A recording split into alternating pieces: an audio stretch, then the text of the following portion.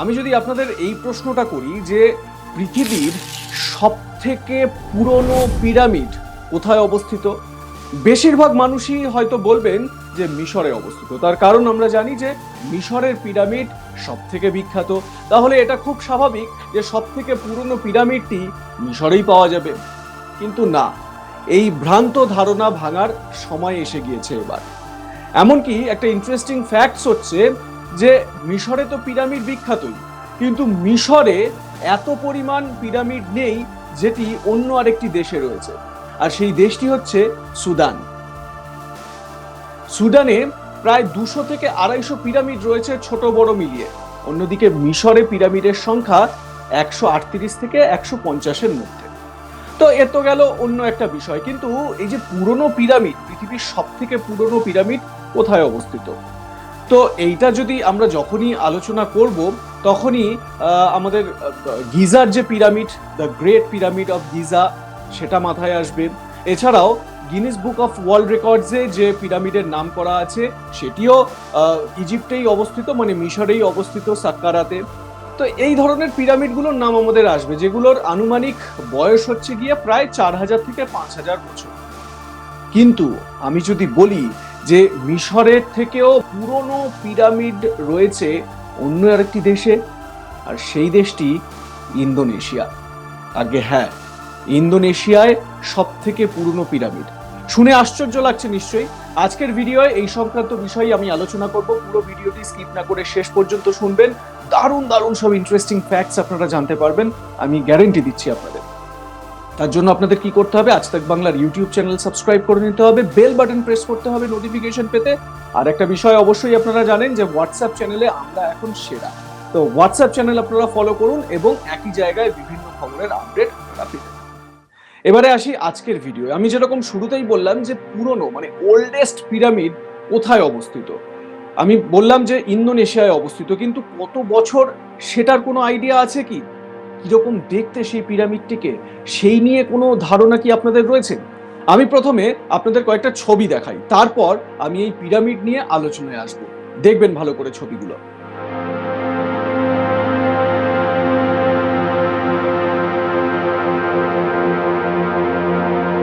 ছবিগুলো দেখে আপনারা কি বুঝবেন? এরকমই তো, যে একটা পাহাড় এবং সেই পাহাড়ের গায়ে পিরামিডের মতো একটা উঁচু।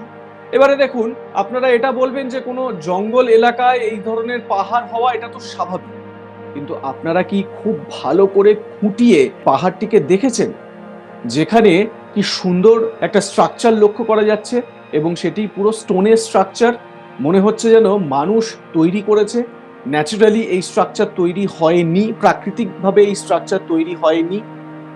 যদি খেয়াল না করে থাকেন তাহলে এই ভিডিওয়ে কিন্তু আবারও আপনারা এই পিরামিড দেখতে পারবেন বা এই পাহাড়টিকে দেখতে পারবেন। আমি কেন এটিকে বারবার পিরামিড বলছি সেই ধারণাটাও আপনাদের সামনে আমি তুলে ধরবো। আমাদের চলে যেতে হবে 1890-এ।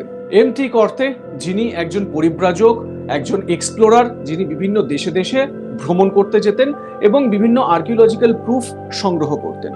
তো সেই সময় এই এম.টি. কর্তে তিনি ইন্দোনেশিয়ার জাভা অঞ্চলে ঘোরাফেরা করছিলেন, যেখানে তিনি এই পাহাড়টিকে দেখতে পান এবং দেখে তিনি আশ্চর্য হয়ে যান যে এটা কি, মানে এটা পাহাড় নাকি এটা সত্যি একটা পিরামিড। সর্বপ্রথম সেইখানেই এই পিরামিডের একটা আশ্চর্য বর্ণনা পাওয়া যায় এই এম.টি. কর্তের যে উল্লেখ রয়েছে তার লেখায়, সেখান থেকে। আমি যখন এই পিরামিড নিয়ে আলোচনা করছি তখন আমি একটি ভিডিওর কথা বলবো। কয়েকদিন আগেই আমি শেয়ার করেছিলাম যে গ্রিনল্যান্ডের বরফের নিচে কি এমন সম্পদ রয়েছে যার জন্য একেবারে পাগল হয়ে রয়েছে আমেরিকা, রাশিয়া, চীন। সেই ভিডিও সম্পর্কে জানতে গেলে আপনারা আই বাটনে ক্লিক করে দেখতে পারেন ভিডিওটি এবং বিভিন্ন তথ্য জানতে পারেন। ইন্দোনেশিয়ার এই পাহাড়ি এলাকায় এত সুন্দর একটা পাহাড়ের ওপর একটা স্ট্রাকচার তৈরি করা, তাও আবার স্টোন স্ট্রাকচার, এটা কি নেচার তৈরি করেছে, মানে প্রাকৃতিক ভাবে তৈরি হয়েছে? এই নিয়ে নানান চর্চা চলতে থাকে। 1890 এম.টি. কর্তে তিনি তার যে ব্যাখ্যা দিয়েছেন এই পাহাড় সম্পর্কে, তারপরে তো বেশ কিছু রিসার্চ হয়, বেশ কিছু সেখানে ভ্রমণ হয়, পরিব্রাজকরা যান সেখানে, এক্সপ্লোরাররা যান, কিন্তু সেভাবে খুব একটা নাম হয় না। এভাবে দশকের পর দশক পেরিয়ে যেতে থাকে। এরপর আসল যে কাহিনীটা সেটা শুরু হয় 1879-80 থেকে। তারপর একের পর এক এক্সপ্লোরেশন হতে থাকে, ধীরে ধীরে ধীরে ধীরে এই পাহাড়টি সম্পর্কে অবগত হতে থাকে ইন্দোনেশিয়া তথা সারা বিশ্বের মানুষ। অবশেষে মাহেন্দ্রক্ষণ এসে যায় 1998। যেই সময়ে সেখানকার প্রশাসন মানে স্থানীয় প্রশাসন এই পাহাড়টিকে ন্যাশনাল হেরিটেজ সাইট ঘোষণা করে। এবারে আপনারা খুব জানতে ইচ্ছা করছে আপনাদের যে এই ন্যাশনাল হেরিটেজ সাইট যেটিকে বলা হচ্ছে যে পাহাড়ের ওপর পিরামিড, সেটির নাম কি? সেটার নাম হচ্ছে গুনুং প্যাডং সাইট। এই গুনুং প্যাডং কিন্তু ভীষণই বিখ্যাত একটি জায়গা হয়ে গিয়েছে বর্তমানে। দেখুন 1998 তো একে ন্যাশনাল হেরিটেজ ঘোষণা করা হলো, কিন্তু তারপর থেকেও সেভাবে খুব একটা নাম পাচ্ছিল না এই গুনুং প্যাডং।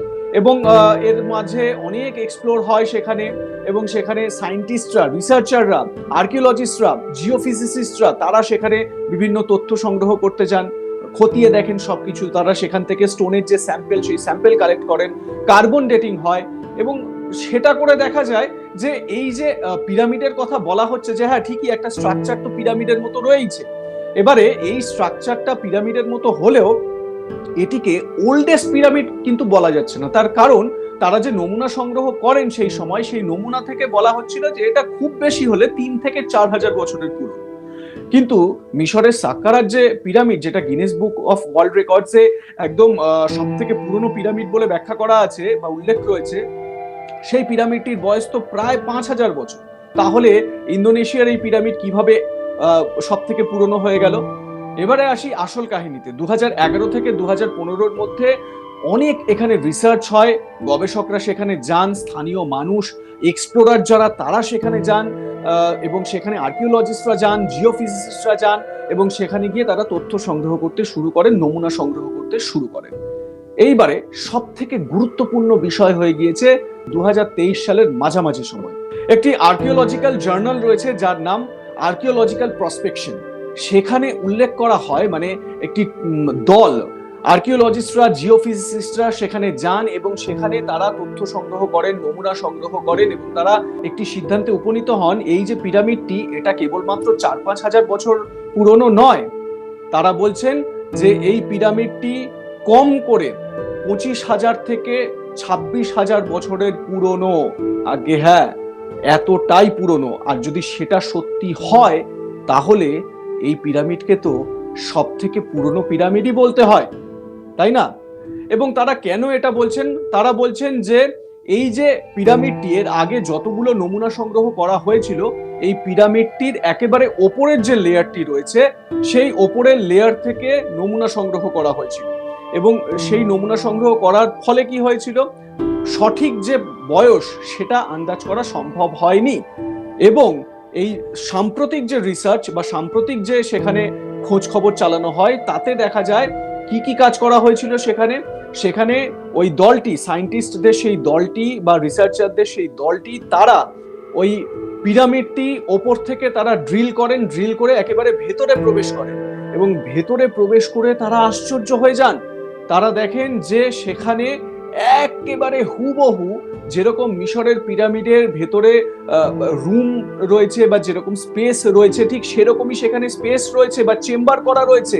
আগে হ্যাঁ, এই দেখেই তারা কিন্তু নিশ্চিতভাবে তারা বলতে পারেন যে এটি একটি পিরামিড, এবং এটি ম্যানমেড, নেচারগতভাবে এই পিরামিডটি তৈরি হয়নি।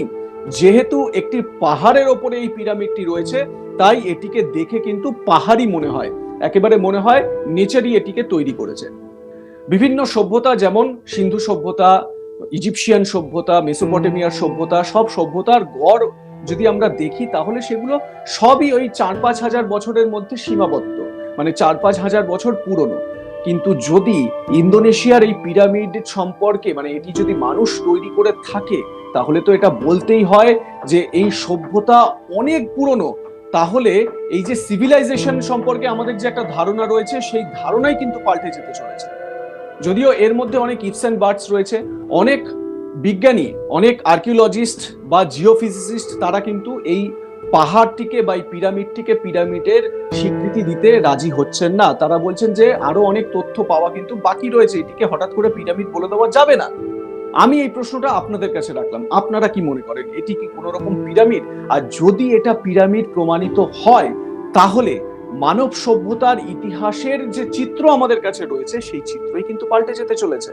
আপনারা কি মনে করেন? কমেন্ট সেকশনে জানান। দেখতে থাকুন আজ তাক বাংলা।